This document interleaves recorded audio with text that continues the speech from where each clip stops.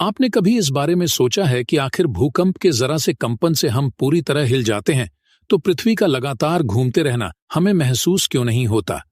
चलिए जानते हैं इसका जवाब। हमारे आसपास बहुत सी चीजें ऐसी होती हैं जिनके बारे में हम जानते तो हैं, लेकिन इसके पीछे की वजह नहीं समझते। यहां तक कि हम जिस धरती पर रहते हैं उसके बारे में भी हमें कई सारी बातें पता नहीं है। हम सबको पृथ्वी के बारे में तमाम तथ्य पता है, फिर भी हम इसके पीछे का विज्ञान नहीं पता है। यही वजह है कि कुछ सामान्य से सवाल भी अगर मन में आ जाएं तो हमें गूगल सर्च करना पड़ जाता है। वैज्ञानिकों ने यह तो पता लगा लिया कि हमारी धरती का आकार गोलाकार है और पृथ्वी अपनी धुरी पर घूमती रहती है। आपने कभी इस बारे में सोचा है कि आखिर भूकंप के जरा से कंपन से हम पूरी तरह हिल जाते हैं, तो पृथ्वी का लगातार घूमते रहना हमें महसूस क्यों नहीं होता? वो भी तब जब धरती के घूमने की रफ्तार भी 1600 किलोमीटर की रफ्तार से घूमती रहती है।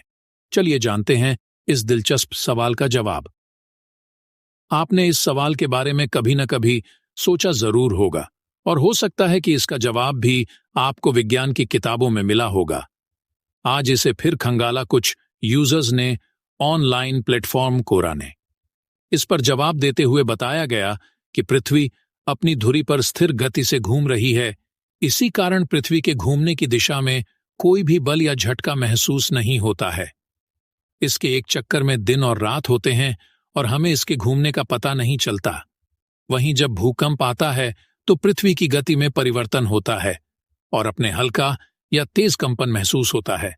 हम इसे झटके के रूप में महसूस कर पाते हैं। आप इसे बेहतर तरीके से इस तरह समझ सकते हैं कि हम 1600 किलोमीटर की गति से घूमने के आदी हो चुके हैं। यही वजह है कि हम धरती के साथ साथ घूमते रहते हैं और हमें इसका एहसास ही नहीं होता। उदाहरण के तौर पर ट्रेन में चलते हुए अगर खिड़कियां न हों तो कई हम समझ ही नहीं पाएंगे ये चल रही है या नहीं। वहीं जब ब्रेक लगता है और गति में परिवर्तन होता है तो हम तेज झटका महसूस करते हैं। उसी प्रकार भूकंप से गति परिवर्तन होने की घटना हम महसूस करते हैं, लेकिन पृथ्वी की लगातार रफ्तार नहीं। वीडियो अच्छी लगी तो वीडियो को लाइक कीजिएगा और चैनल को सब्सक्राइब कीजिएगा।